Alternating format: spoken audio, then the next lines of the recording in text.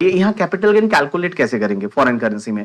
तो आप एक काम करिए, जो फुल वैल्यू ऑफ कंसिडरेशन रहता है वो आपको दे रखा होगा इंडियन करेंसी में, you have to convert into the foreign currency by applying average rate on the date of transfer. Means transfer की डेट की जो एवरेज रेट रहती है करेंसी की, उससे आपको कन्वर्ट करना है। बट आप बोलेंगे एवरेज रेट का मतलब क्या होता है?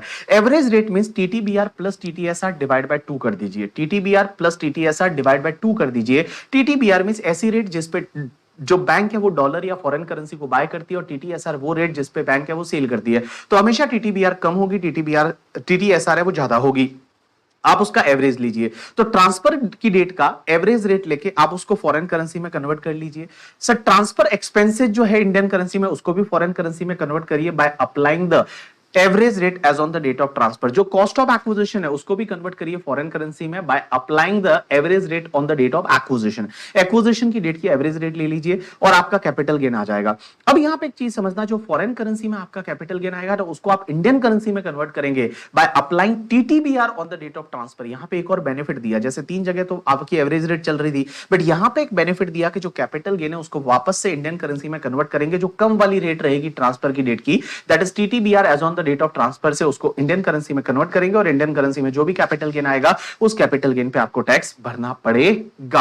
अब यहां पे एक चीज समझना, यहां पे कुछ बेनिफिट दिया है ये फॉरेन करेंसी में कैलकुलेट करने का, तो एक बेनिफिट लिया भी है, दैट इज इंडेक्स का बेनिफिट नहीं मिलेगा। तो अब भले वो शेयर तुम्हारा लॉन्ग टर्म है तो उस केस में भी आपको इंडेक्स का बेनिफिट है, वो इंडेक्स का बेनिफिट इसमें नहीं मिलेगा। अब एक थर्ड 112A लग जाती है। 112 क्या होता है आज ये अपन लास्ट में पढ़ेंगे। तो 112A लग जाती है तो उस केस में आपको फर्स्ट और सेकंड प्रोवाइजो का बेनिफिट नहीं मिलता। ये 112 अगर आपको याद रहेगा तो आपको पता रहेगा कि शेयर मार्केट में जब आप शेयर बेचते हैं और लॉन्ग टर्म कैपिटल गेन होता है तो इन एक्सेस ऑफ 1 लाख पे 10% टैक्स लगता है। तो अगर मान लो वो 112A लगती है तो आपको ना तो इंडेक्सेशन का बेनिफिट मिलेगा और ना ही वो नॉन रेजिडेंट के लिए फॉरेन करेंसी में कन्वर्जन का बेनिफिट मिलेगा। मींस वो दोनों फर्स्ट और सेकंड प्रोवाइजो नहीं लगेगा। उसके बाद एक फोर्थ प्रोवाइजो होता है सेक्शन 48 का, वो ये बोलता है कि डिबेंचर एंड बॉन्ड्स के केस में आपको इंडेक्सेशन नहीं मिलेगा।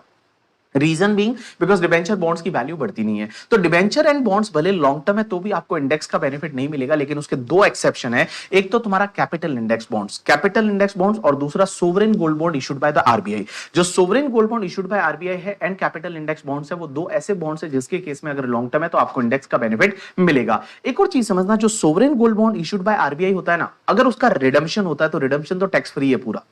अगर sovereign gold bond issued by RBI है, उसका रिडम्पशन होता है तो वो रिडम्पशन तो पूरा ही टैक्स फ्री हो जाता है due to section 47, capital gain लगता ही नहीं। लेकिन अगर रिडम्पशन जो है वो 8 इयर्स के बाद होता है, आप उससे पहले अगर सोवरेन गोल्ड बॉन्ड को बेच देते हो तो उस केस में कैपिटल गेन लगेगा और आपको इंडेक्स का बेनिफिट भी मिलेगा सोवरेन गोल्ड बॉन्ड पे।